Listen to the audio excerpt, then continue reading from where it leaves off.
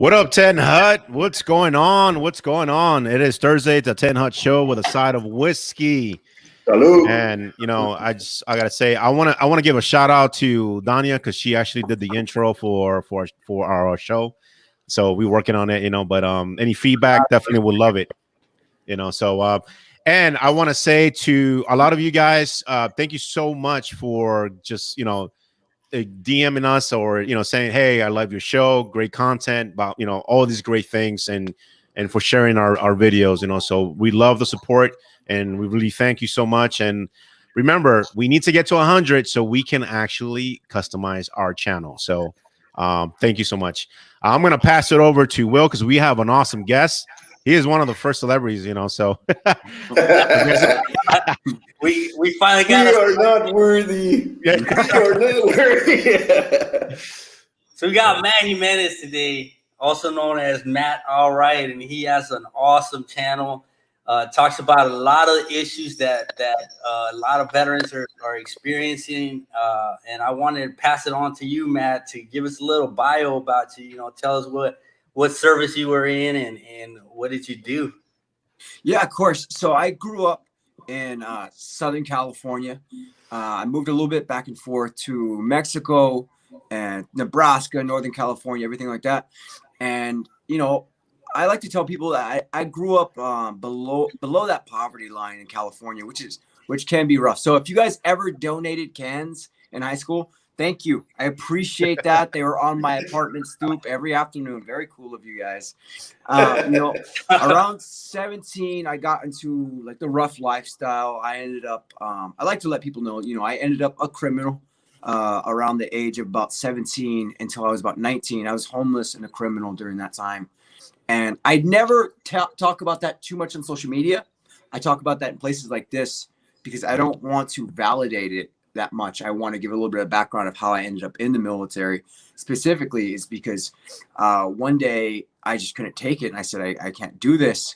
And I grew up in a military family. My uncle's a Vietnam veteran. My great grandfather, who's still with us, is an 11 Bravo in the Army, World War II, Purple Heart. Yeah, 11B. Wow. He's still with us, man. How old is he? If I'm asking. I want to say he's like late 97 now. Wow. Oh, wow. I want to say he's like 97, 98 years old, and he's I'm still gonna- healthy, I'm going to pause you right there, bro, and salute to him. Yeah. Salute to him And for service, that's incredible, man. Mhm. And, around that time, I ended up in the Marines, and I didn't know there was another job in the Marines besides infantry. No one told me. I thought so. Like, I showed up to the recruiting office, and they're like, "So, what do you want to do?" I was like, "What do you give me a gun? What are you talking about? What do you got? You guys do other stuff around here?" So I ended up 0311 rifleman in the Marine Corps right away. I had no idea there's any other jobs until like my second day talking to them. And by that time you can't back out. Really, you're like, wait, you said I could be a legal admin. I ended up with 3rd Battalion, 2nd Marine Division in Camp Lejeune, North Carolina. I did 3 deployments in 4 years, which is one more over than the normal. And I did every type of deployment you can do in the military. I did a booze cruise where you do really nothing but float around the ocean. I did a combat deployment where we saw good amount of combat to where you never want to do that again. And then I did a humanitarian mission in Operation Unified Response in Haiti in 2010, which was harder than the combat deployment, surprisingly, for a lot of people. Yeah. Wow. Why is that? There's no glory in the Marine Corps for humanitarian work. You're still seen as a boot in the Army. You got cherries or FNGs. If you do a humanitarian deployment, it doesn't matter how many dead bodies you saw, how many people you saved. Doesn't matter the badge. You don't have a combat action ribbon. You're not anything in the Marine Corps. You're not validated. And I think that's a poor mental health issue I like to teach people about too. Yeah. It's funny that topic is never it's not brought up that often, where humanitarian, the Air Force does a lot of humanitarian missions. Right. Out in Haiti, they were involved a lot in there. Right. But it's never brought up, the stuff that you see during those times. Yeah. I talked to a lot of civilians about that. And the first question for an uneducated civilian is, how many people did you kill? And right off the bat, I never get offended by that. I was like, okay, I know that you're not socialized I know you have zero military experience. Me being offended by that isn't going to educate you. So you're just going to ask the next person. So I like to tell them, you know, the military does more humanitarian. You have a better chance of doing humanitarian work in the military than you do seeing combat, guaranteed. Yeah. Most people have never really seen combat. You'll meet way more humanitarian veterans than you see a combat veteran in the military. Wow. Yeah. You know, I just got to thinking that one IG you put out there with talking about that. How many people have you killed? And I just got a flashback of what you said. I get bored of answering questions sometimes, and sometimes, man, I think that I'm the main character of the show because I'm a petty little bitch. That's just how I am as a person. You know, I'm like, just so you guys know, I shouldn't have been in the Marine Corps infantry. I'm like a house cat. Like, I like compliments. Don't touch me. Tell me I'm pretty. Like, I'm a petty little thing. So sometimes I get bored, and people will be like, how many people did you kill? I'll be like, oh, we're asking personal questions. Okay, personal questions. How big are your mom's tits? And they're like, what? I was like, no, we were asking personal questions. Yeah, there you go. You know, so Matt, my question with that, you know, a lot of people can say or would say that, you know, you use comedy as a deflection tool for PTSD, right? Mm-hmm. And I know your focus is to bring a little bit of humor to some of the things that we might have encountered. What's your response to that? I mean, how would you see it? I would see it as I'm lucky that I'm at a point to where I understand my own mental health, and I understand that I don't use it as a deflection as much as I use it to entertain people, because there's two types of people on camera. There is the entertainer and the comedian. The comedian's making you laugh, and sometimes he teaches you, but he usually forgets because he's focused on making you laugh. The entertainer teaches you and is capable of making you laugh. And I appreciate being an entertainer and then adding levity to a situation to where I can talk about a serious topic and then make you laugh. That way you relieve the tension out of the room a little bit. So I do see that it's like a lot of your videos are they're funny as shit, but they're informative. Like the topic that we just mentioned, it's like how many people have you killed? Although it was a funny video, it lets the audience know, or the viewer know, that, hey man, this is an impersonal question. If you want me to ask about your mom's tits, then let's do that. But you know, it's still informing them that there's a line that you shouldn't probably cross, and if you are going to cross it, be ready for the response that you're not going to like. Yeah, and the biggest thing too is because I don't get offended anymore. There's very little you could do to actually offend me, because if you're not educated, I'm not going to give you the right to offend me. You have to earn the right to offend me because you taught me something and made me feel insecure about the lack of information I had during the argument. So nobody offends me as much as I'm just trying to set you up so you can't bother the next veteran who is going to be offended because he hasn't sat there and tried to deal with these things yet. He isn't ready to say, I'm going to be able to laugh this situation off. He doesn't want to do that. He's working a construction job. He's a welder doing 12 hours a day, 7 days a week. He's trying to take care of his family while he has undiagnosed PTSD that he's not ready to deal with yet because he came up in a home where his father made fun of him for having feelings. Whereas I came up in a home where we talked about feelings. We said, I love you. We had these conversations. I was taught that if I'm not talking about my feelings, I have poor communication skills. So the biggest thing I'm trying to teach people when they say, how many people did you kill, is you didn't bother me, but I don't want you to ask the next guy that question. So I'm not going to answer it because I'm not going to give you the right to ask him to. Yeah.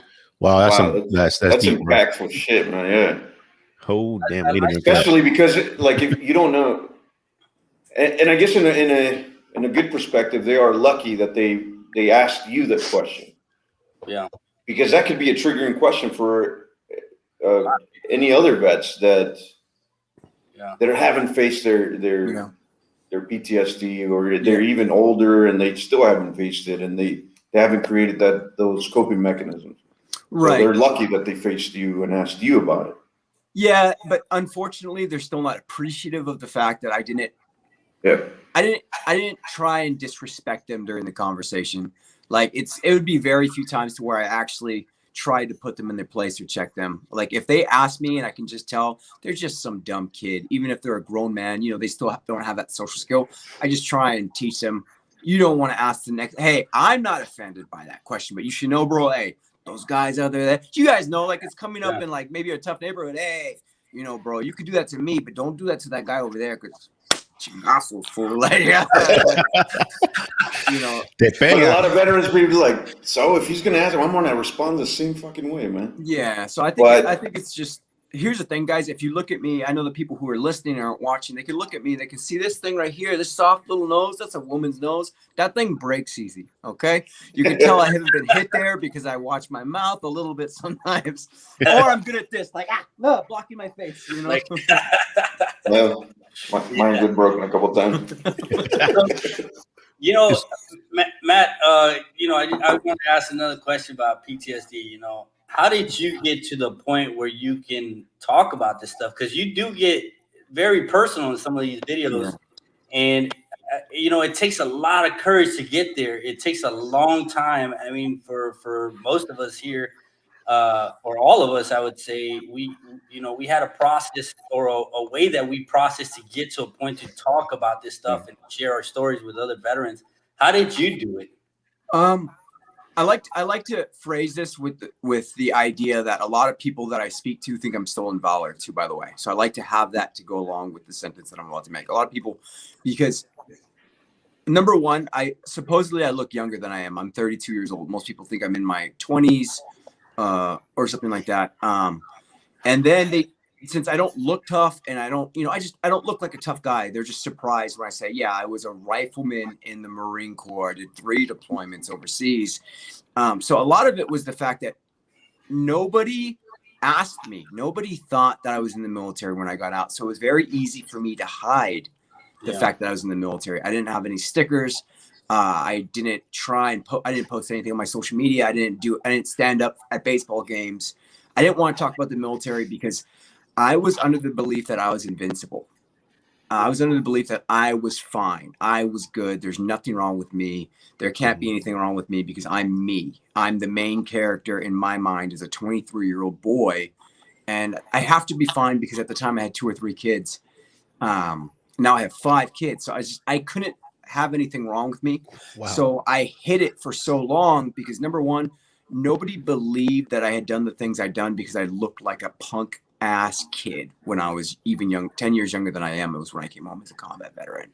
So nobody thought there was anything wrong with me because number one, I hid it. Number 2, I didn't look like it. The one time I tried to talk to you have a beard, man. We all have beards. I can barely grow facial hair, so I don't even try and grow it out. Even one time I'm working, I brought up the fact that I was in the Marines. Some guy straight was like, "Are you lying, bro?" I was like, "What?" He's like, "You don't look like a Marine." I was like, "Oh." So I kind of shied away from it, and I hid from the military for about 7 years, 8 years. I never once spoke about the military ever, ever. Like you won't really find anything about me until around 2019. I would think I finally went on the news. And then long story short, one day after doing social media for years, I did it for years. I never really spoke about the military. I broke down and I had a panic attack on camera. And I just told a story about how my best friend's little brother was killed at a FOB about 3 miles away from us in Afghanistan. His little brother was infantry and we're infantry. And he woke me up crying, shaking me and giving me the talk that his little brother just died and he's going home. And I told that story on camera and I went viral overnight. Wow. And then people were just in shock. There was more stolen valor accusations. There's this guy can't be in the military. He doesn't look like it accusations. Then there's more people saying, no, I know this guy. I served with him. And then everyone's like, oh, wow. This is a combat veteran who's telling his stories. What else can we ask him? And then it was a cascading effect to where it's like, there's basically nothing you can ask me unless I don't want you to offend somebody else. Wow. So that was your start to glory there, right? That story that one story blew up and overnight, I don't like to talk about numbers because I don't want to say, oh, I have followers because I think that sounds really pretentious. I like to say my account has followers. So my TikTok account got 100,000 followers in one day. Wow. And then the next day was 300,000. And then it's been about 6 months now. And I'm about, the account has like almost 800,000 on it within 6 months. And then, oh wow, dude. So it became like a following of people who Right. just said, oh, this is a guy who's not trying to glorify combat. He's just telling the stories. And on top of that, he's talking about mental health for the stories. Yeah.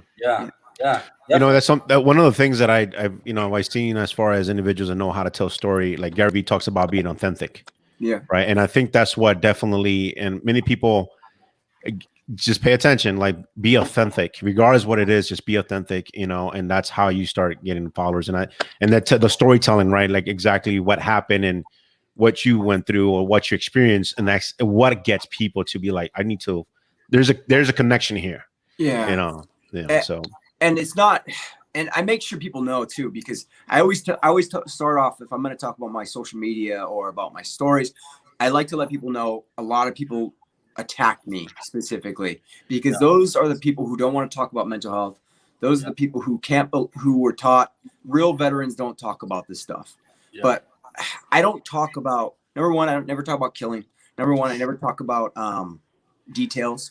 I never talk about blood or guts. And if you listen to all my stories, you'll realize I don't look cool.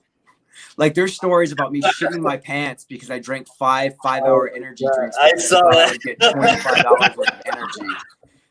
There's stories about me getting shot at and barrel rolling and then falling and then landing behind a tank and then jumping up and running and screaming, I'm behind the tank, I'm behind the tank. Like I'm not cool. I'm really not cool. Like all of my stories in combat, picture like Kramer from Seinfeld being shot at. But you know what's You crazy? with the hair, like, Yeah. We all have crazy stories like that. I mean, they're hard. Yeah. You let them out. Like, I mean, I'm not saying I ever pooped my pants from drinking 5-hour energy drinks. That's fucking crazy. So I want to take it a little bit back. There was a video that I cannot find, but you talked a little bit about the that logo. I think it's the ghost. The main logo for my accounts. Yes. Yeah. That's a little bit, I like that too, because his name is a little bit of like, that's a little bit of raza right there, like spooky boy. He's spooky, like and if you look at him, for everyone who's listening, like that, like I almost want to put like tres puntos by his eye or like a tear or something. But I don't want to get too carried away with making him a specific race, because he is a ghost. The character, if you guys see him, not to be too sad or morose about the topic, but he is me if I had died at 22 years old. That specific character is me if I had died at 22 years old. Wow. So his name is the Spooky Boy because he is the young man who died in combat, angry and insecure and wanting to go home. He's not a hero.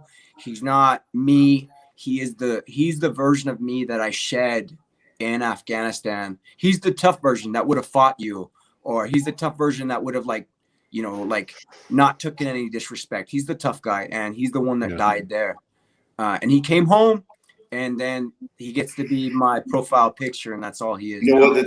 It's so fucking like relatable. Yeah. Because if you join the military straight out of high school, or at 17, 18, 19 years old, there's a big fucking part of you that sheds in the military and stays because of the,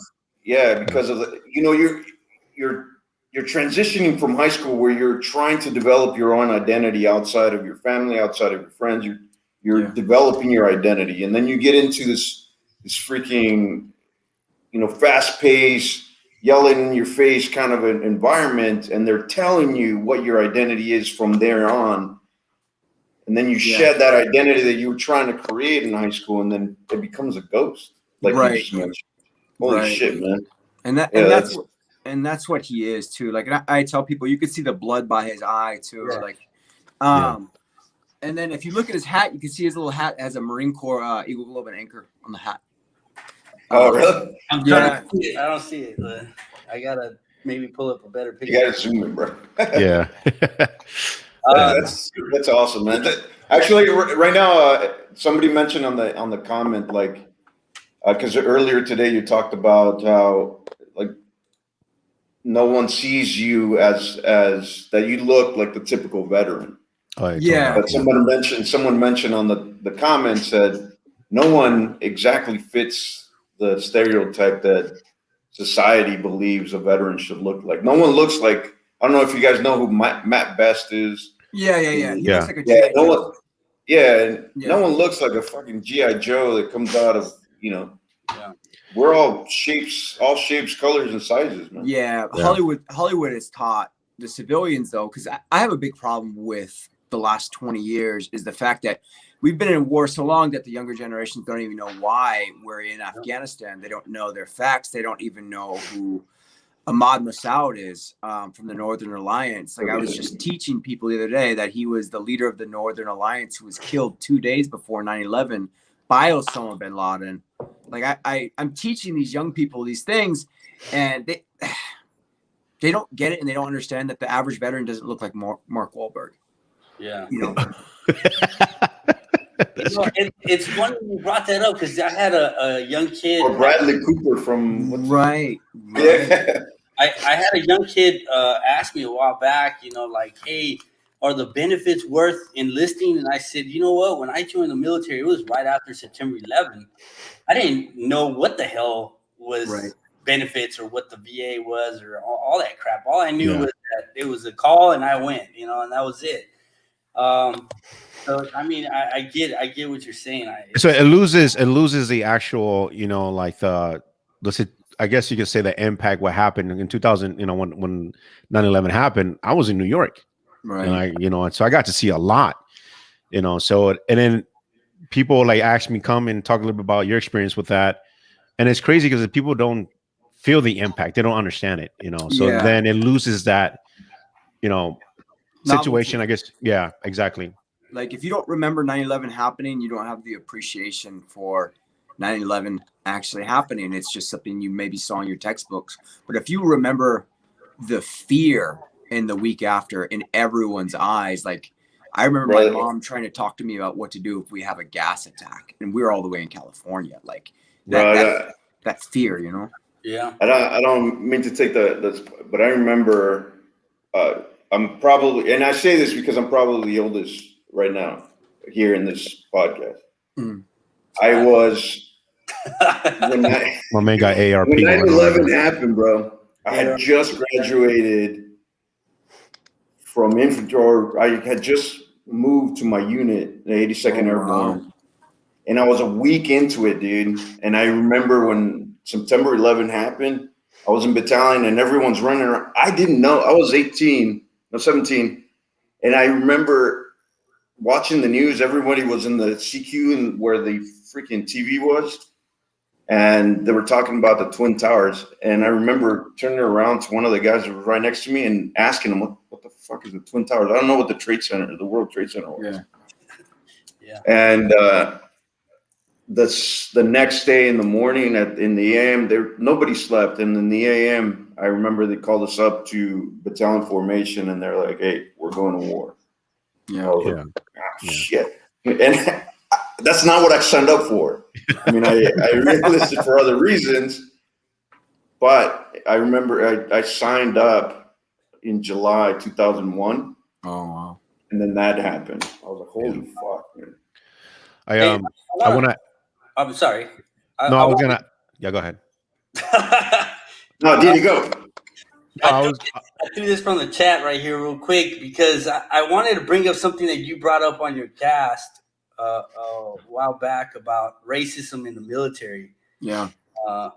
And this brought up that right away right now, how people judge based on, what we look like sometimes. Yeah. What was your experience? I mean, you're Hispanic, so. Yeah, it's hard because especially my last name is Jimenez. So as soon as somebody who can't pronounce that sees it, it's Jimenez, Hernandez, it's all of these things. It's like, okay, now it's a lot of people see me and I'm Matt, but as soon as somebody who can't pronunciate a Hispanic name sees that, okay, now I'm Hispanic because it's Jimenez now to them.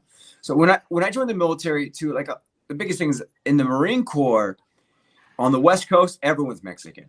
Like you're not outcasted if you're Hispanic. If anything, I would have been the white boy. They would have called me like Güero if I would have went to the West Coast.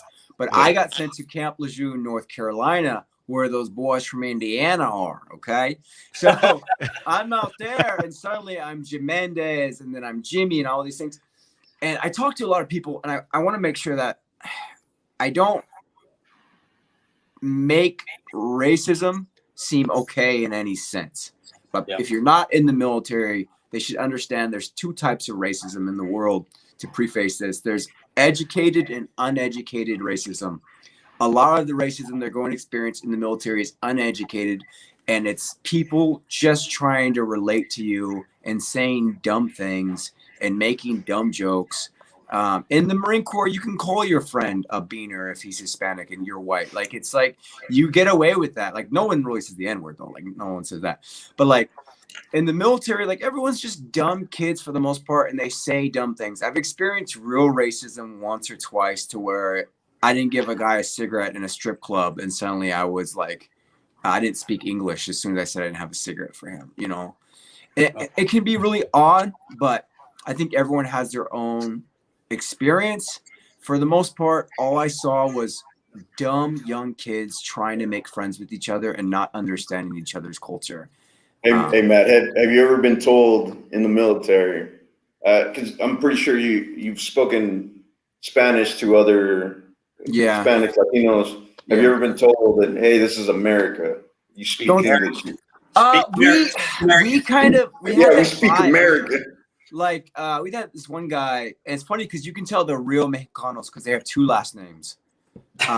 Everyone who's not listening, if somebody's like really Mexican, they have two last names. They take their father's name as their first name and their mother's name. I have one last name, so they can tell I'm not like, you know, I'm not like really. You're like the first tier of Mexican. Yeah, like I'm like, they're like, are you Puerto Rican? I was like, no, I'm. Okay. Dude, like real beaners. So I have like three last names. Gonzalez Hernandez was his name. God bless him, having two really generic Hispanic last names, Gonzalez Hernandez. And him and I, you know, we BS a little bit in Spanish, but we never talked about it. But we had that vibe. Don't speak it in formation. Don't try and talk it openly, because somebody's going to be like, hey, English.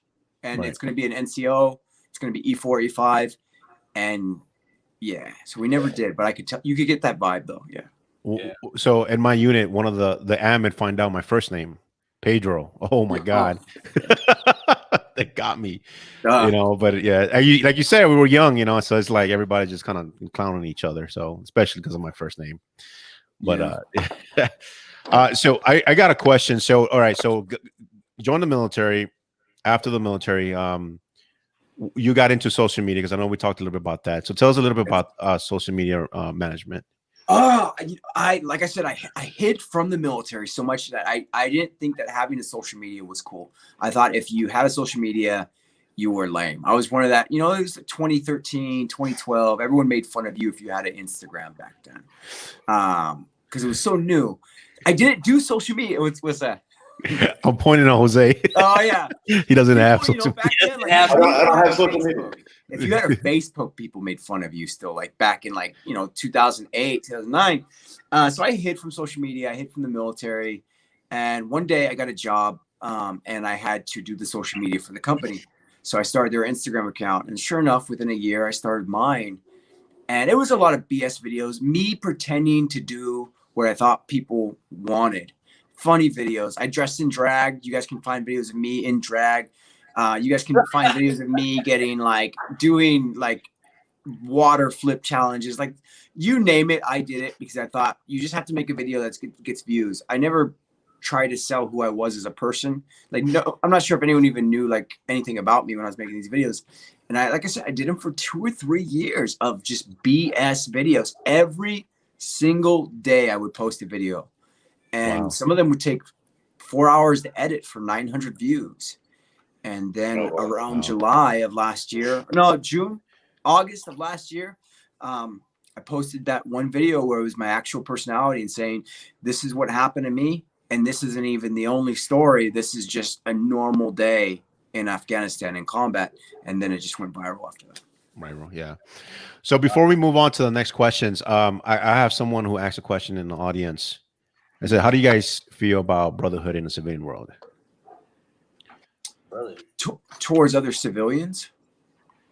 That's a good question. How do you guys feel? Or towards each other. I think towards each other, there is a strong sense of brotherhood. We tend to gravitate towards each other in employment, when there's a job, when in crowds, and you find out that there's another veteran in a crowd, we tend to gravitate towards each other when you see or speak to other veterans.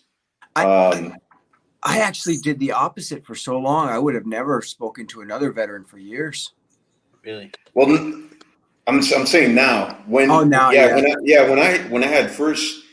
had first gotten out of the military, or it happens when you first come out of the military, and I say this in general, and it might not apply to everybody, but you tend to try to avoid or one up, like, hey, you're a vet. What was your MOS? And if you're not an 11 Bravo, especially for grunts, like if you're not an 11 Bravo, you're like, all right, yeah, it was nice seeing you, and then you walk away and you never went. You know what? That's something I think that needs to be spoken about, like on social media, because that's something I think a lot of people don't realize, especially when they get out. Is there's that weird dick measuring contest with so many guys, and I hated it because you get that question. Oh, you served which branch? Oh, you're Air Force. I was Marine, so I'm tougher than you. Wait, what was your job?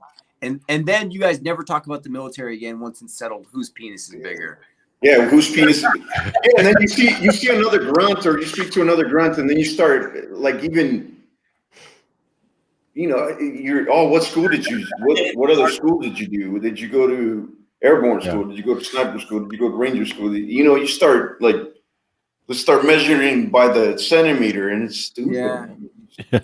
I hated that. I hated that so much. You know why I hated that too? Is because as soon as somebody found out like what I did, a lot of the time, like, they just didn't want to talk to me anymore if they hadn't done that. And I wanted to be like, bro, why'd you even ask them? Like, why are we even talking about it? We don't have to we could have just been friends. We don't have to talk about the military. I hated that. That's why I have friends that are folks.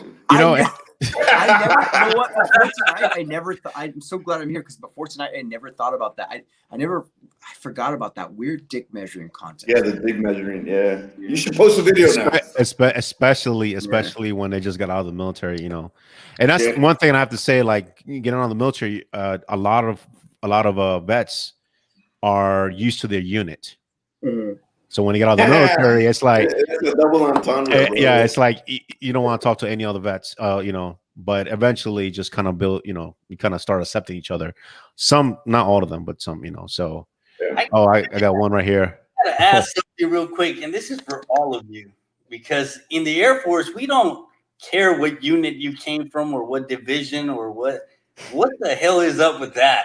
Like, hold on, because I like the comment that just happened right now.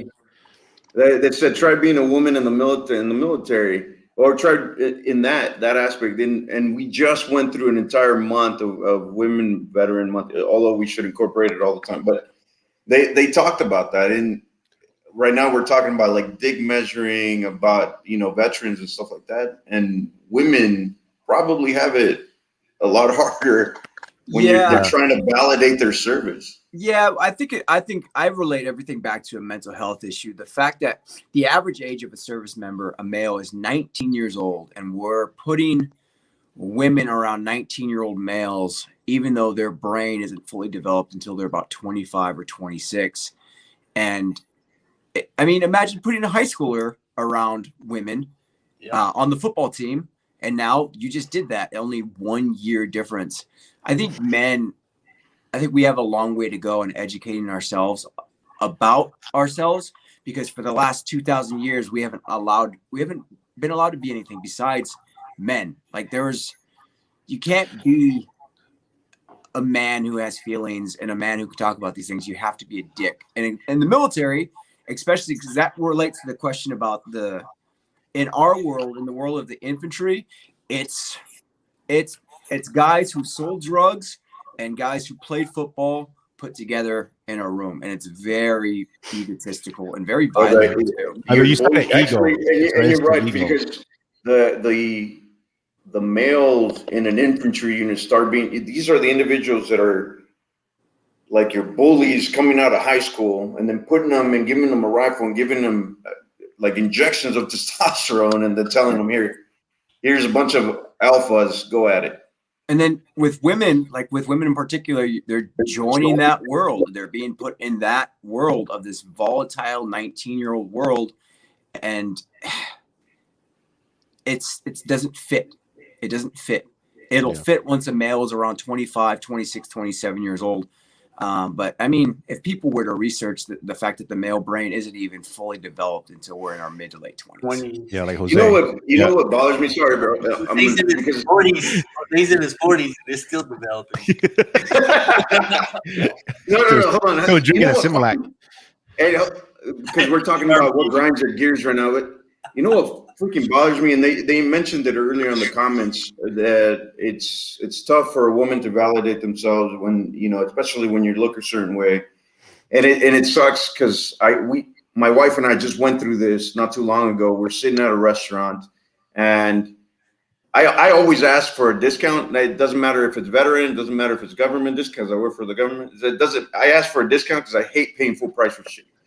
But it sucks when I tell them, hey, are you giving military discount? And they're like, oh, yes, thank you for your service. And then they turn to my wife and they're like, oh, okay. Anyways, long story short, like, they don't realize that she's also a veteran. Right. And a lot of the times, like, because she looks the way she does, she's very petite, she's very, very beautiful, but she doesn't look like your typical vet. Yeah. So I have to turn around and say, no, I'm not the veteran. It just so that they notice that it's her that's, you know, I have to turn around and say, no, she's also a vet. So it sucks that they. Yeah, my wife gets the same thing too, you know. Yeah. Absolutely. So I want to kind of start shifting because our time is almost done. But so now talk us about the wins. I know we talked about Twitch before the show started, and we talked about Bet TV. So tell us a little bit more about that. How's that going? What are the projects you got going on? Oh, I'm lucky to where I'm at a point to where I kind of, I don't want to use the word dabble because I sound like a dick, but I'm going to use the word dabble. I kind of dabble in everything right now to where I work for Bet TV. I'm the host of their TikTok account. And then also I have my, TikTok account, my Instagram, my YouTube. I work a little bit on their Instagram account, and then I have my Twitch account. So it's like I'm kind of on every social media platform. But the main thing that I'm trying to bring to social media specifically is to educate people about the choices they're making based on their mental health, whether or not it's to join the military, whether or not it's to get in a fist fight, relationships, whether or not they should be in a relationship in the first point. Everything's dedicated towards bringing people into a place to where I don't allow any politics. I don't allow any religion or any sexism, or I hate the word, but I don't like any homophobia, just any of that. So if you follow my fans, let's use that word, fans, they know they don't talk about being Republican and they don't talk about being Democrat. Like, I have Republican and Democrat people who hang out with me on the same platform and talk in the same conversations, and they never allow themselves to disclose whether or not they're Republican or Democrat, because they know that we're here to educate ourselves about our decisions that we're making and let that influence our decisions based on politics and religion. That's what I'm attempting to do, is bring people together without anything extra. Yeah. Bridging probably one of the biggest gaps in America right now. And I hate it because I try and educate Republicans. I try and educate Democrats. So Republicans, they like to say, I'll give you guys an example of how I try and educate each party, because I don't do politics. I don't vote because of my mental health.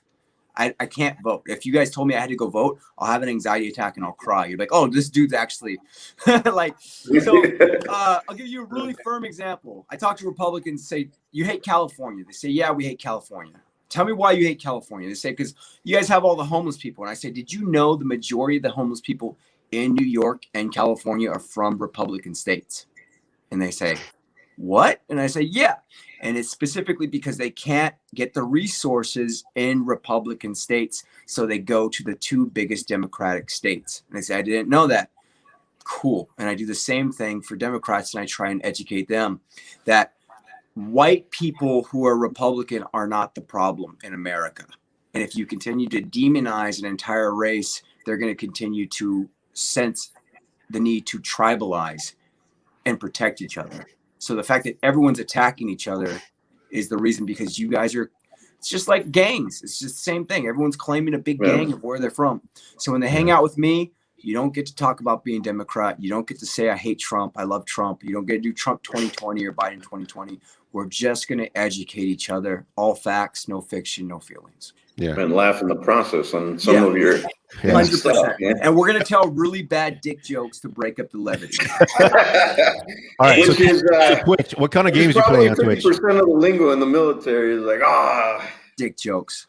Yeah. I want to hear your favorite basic training story. I want to. My favorite basic training story. I'll make you remember here. Right. Oh my God! Wait, where did you get that Smokey Bear from? Jeez, that's scary. My favorite basic training story is hold on. I got beat up by a drill instructor, and I never said anything about it. You don't want to talk about that. You know that, right? I know. I got beat up by a drill instructor in a very cool way, because he picked me up by my blouse, my Marine Corps blouse, and shook me and slammed me back and forth against the wall until he was able to just beat my chest enough. So he didn't beat you up, the wall did. Yeah, the wall did. Exactly. 100%. So the next day I go. It was leverage, force, and angle. So yeah. So the next day I go to swim qualification. It's a good short story here. Next day I go to swim qualification. My company commander sees this skinny 19-year-old Hispanic kid, 120 pounds, bruises, deep purple, green bruises all over his chest. Where'd you get those? This recruit fell. Because we're from California. We don't play that snitching stuff. You know what I mean? I don't care. We're not saying, hey, this recruit fell. You can send me home. I'm not saying anything. So we swim all day. So now I've been beaten up, and now I've had to swim in a pool all day and exercise. That night I had pneumonia. They're making us run back and forth, back and forth. I fall, pass out, slap my head against the concrete. And the same drill instructor who found out the wall hit me didn't believe that I was passed out. So the first thing he does is slap me in the nuts. Okay, keep in mind, that was a little too much. Keep in mind, I'm not awake during this time. My best friend who joined with me on the buddy program tells me. The other drill instructor says, "Nah, bullshit," doesn't believe me. So he does what's called a sternum rub. Yeah, that's what we would do. Yeah. That's right. So nothing happened. I don't even move, and you hear the drill instructor's voice go from this to this. Oh shit, dude, that's not good. Like, I ended up in the hospital. I got to go to a civilian hospital. I remember being there at 3 a.m, and out comes this drill instructor in civilian attire, and I'm shook. I've never seen a drill instructor look like a civilian at all. And he comes in, he talks to me, and I remember him saying this. So, are you good?